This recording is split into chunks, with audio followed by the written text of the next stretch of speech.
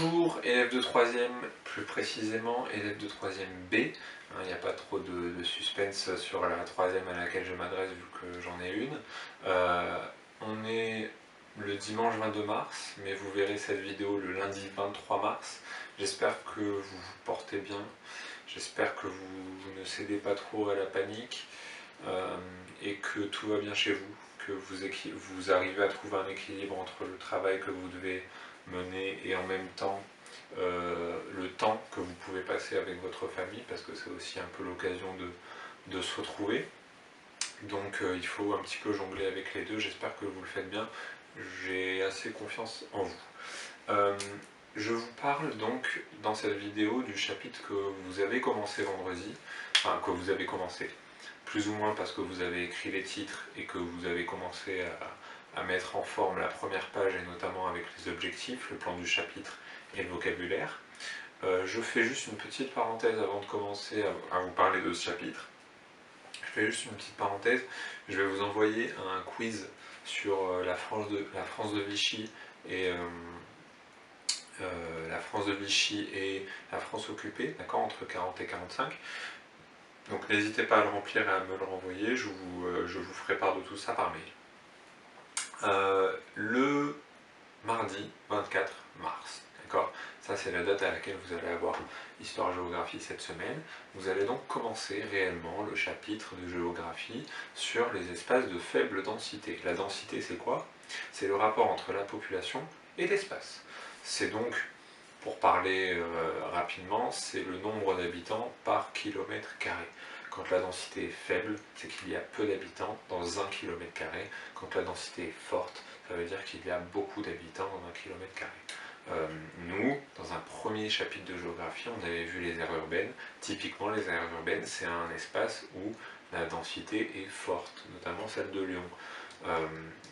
Dans ce chapitre de géographie, cette fois, on va voir les espaces de faible densité. D'accord ? Donc là, c'est des espaces où la densité elle est faible, mais, et là, ça va être le point central et le message essentiel de ce chapitre, même si dans ces espaces que je vais vous proposer d'étudier, même si ils sont défavorisés parce qu'il y a moins de services publics, on ferme des postes, on ferme des hôpitaux, vous allez le voir avec les espaces que je vous ai proposé d'étudier, même s'ils sont défavorisés, même s'ils sont en marge, et même s'ils sont peu peuplés, ils ont quand même des atouts, d'accord? Et ils ont des atouts non négligeables. Le mardi 24 mars, vous allez donc étudier un premier espace, et c'est celui des Cévennes. Alors, les Cévennes, c'est pas vraiment une région administrativement parlant, c'est une chaîne de montagnes qui s'étale sur plusieurs régions, notamment l'Ardèche et notamment l'Hérault. Okay, bon. On ne va pas s'étendre sur la typonymie et la géographie des Cévennes. Vous, votre travail, ça va être quoi? Ça va être de lire les documents, d'accord, et de compléter un tableau. Donc ce tableau, vous allez devoir le reproduire sur votre cahier. Vous pouvez prendre un format paysage, vous pouvez prendre toute la page verticalement, vous faites ce que vous voulez. Tout se passe sur le cahier de toute façon, à part quand je vous demande de rendre un travail. Vous localisez, d'accord? Ça veut dire que ce mardi 24 mars et ce mercredi 25 mars, vous aurez des consignes similaires pour les Cévennes et pour la Corse. Quand je vous demande de localiser, ça veut dire me faire une phrase en utilisant des points cardinaux. Donc là, n'hésitez pas, je vous ai proposé de regarder sur votre manuel, mais en fait, Google Maps sera votre ami, là aussi. D'accord ? Débrouillez-vous avec Google Maps, ça suffit largement. Il va également falloir que vous, dans ce tableau, que vous me justifiez le fait que c'est des espaces de faible densité. Argument, les Cévennes sont un espace de faible densité. Exemple, pourquoi pas des chiffres. D'accord ? Surtout, et c'est là où je vous attends en tournant, notamment en préparation du brevet, puisqu'on n'a pas encore une nouvelle pour le brevet, on ne sait pas encore ce qui va se passer, mais en manque de connaissances, on se prépare. Le plus important, ça va être de voir les atouts et les difficultés de cet espace. D'accord ? Vous ne pouvez pas sortir de ce cours en vous disant les Cévennes, c'est un espace de faible densité où il n'y a personne et où tout est pourri. Ça ne va pas être possible. Il va falloir que vous montriez certes qu'ils ont des difficultés, mais qu'ils ont des atouts, autrement dit des avantages, des qualités. Donc dans le tableau, il va falloir que vous releviez dans tous les documents que je vous ai mis dans la fiche de consigne, que vous trouviez les avantages et les inconvénients, autrement dit les atouts et les difficultés de cet espace. Le mercredi 25 mars, vous allez faire exactement pareil avec la Corse. Ok, plein de documents, alors plein de documents, il y en aura 4 ou 5 par espace, vous les lisez attentivement. Prenez un temps où vous ne faites que lire les documents, les comprendre, d'accord. Il va y avoir des cartes, il va y avoir des photos, il va y avoir des textes. J'ai essayé de diversifier les types de documents, lisez-les, comprenez-les. Pour la Corse, ça va être pareil, un tableau à remplir, d'accord, et je veux que ce soit automatique, d'accord, c'est-à-dire que si là vous avez eu des difficultés, là il faut que vous en ayez beaucoup moins pour remplir le tableau, et pour la Corse c'est exactement pareil, d'accord, il va falloir que vous me disiez où est-ce que ça se situe.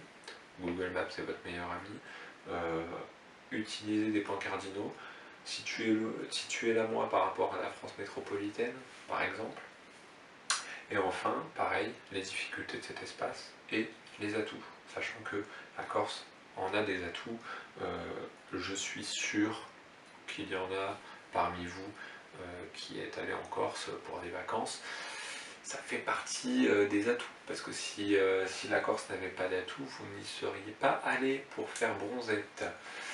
Enfin, le vendredi 27 mars, je vous propose de schématiser le chapitre en entier, d'accord. Schéma géant, ça veut tout simplement dire que, évidemment, que tout ce que vous avez vu, il faudra que ce schéma en soit représentatif, en tout cas dans les points les plus importants. Okay. Une fois que vous avez fait le schéma géant, pareil, vous pouvez prendre une feuille, une page format paysage sur votre cahier. Une fois que vous avez fait ce schéma géant stylo noir et rouge, hein, c'est une trace écrite, je vous propose d'écrire le schéma que j'ai mis sur la fiche consigne. Sans doute que le vôtre va être mieux, tout simplement parce que le vôtre va parler précisément des cas de les Cévennes et de la Corse, alors que le mien est plus général, d'accord.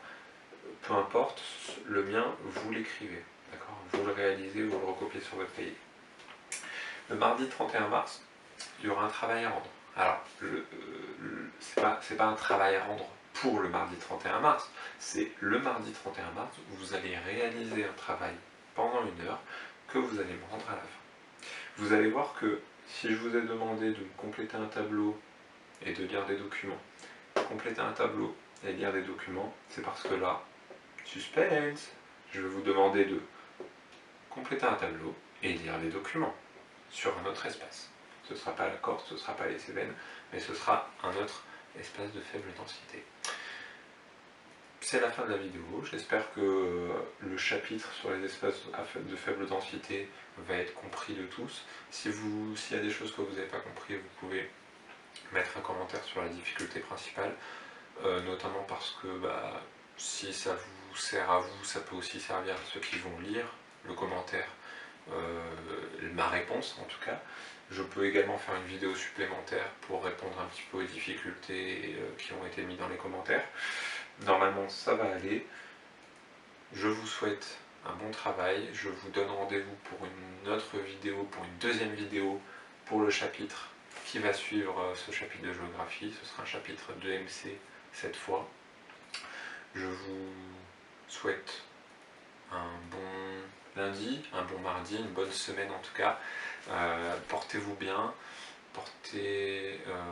portez-vous bien et puis surtout prenez soin des vôtres, prenez soin de votre famille, travaillez bien, étudiez bien, mettez-vous bien au calme, prenez soin de votre petit frère, de votre petite sœur, prenez du temps, jouez aux jeux de société avec votre famille le soir, n'hésitez pas à parler, à demander à vos proches comment ils vont, et quant à moi, je vous dis à bientôt pour la prochaine vidéo.